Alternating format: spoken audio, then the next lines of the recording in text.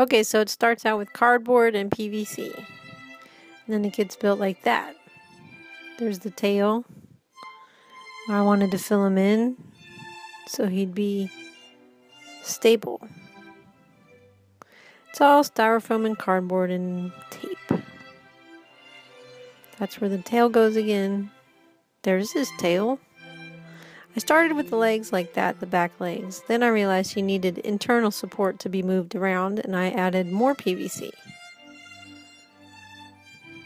Now I'm building up his body.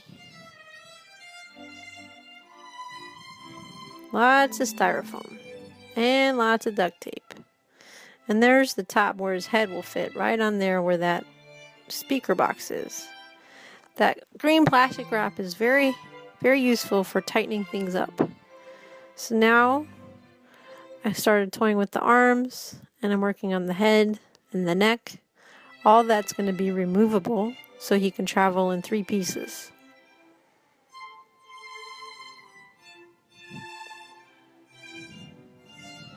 That's where I got the neck to flare out and fit on really nice.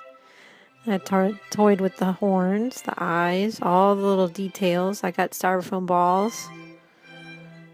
Some of that is insulation styrofoam. By now, a dog had ripped open my hand and I had to get some help with some more stuff. And so I had to change the back legs because he was too wide to go out the front door. Finally, kind of got him where I wanted. There's where his head's going to sit. There's the other leg on the other side.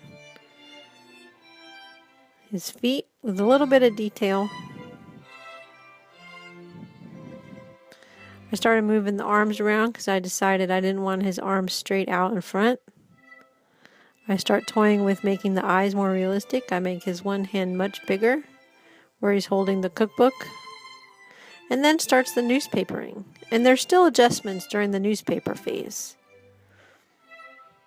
There's 7 layers of newspaper on there, and then a layer of tissue paper, which is what this white stuff is. The tissue paper gives it a nice texture and makes it smooth.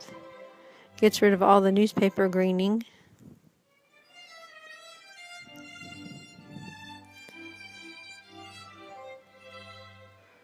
I just kind of left them like that. And then here's some primer, some gesso.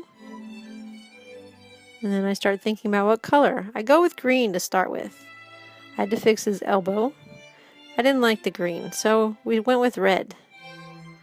And then I decided, well, he probably should have wings, and I can put the wings between his shoulders and his neck. So he starts getting some scale detail. I didn't want to go crazy with it. And I'm going to have to shade his back legs to get more definition in there. So you get some scale and some texture. That texture is kind of built in with the tissue paper though, which is nice. Detail on the book and his claws. There's natural highlight from his shininess, but I add some shiny highlights on his nails, his eyes, and there he is completed in the venue. He was pretty popular. Lots of people were taking pictures with him.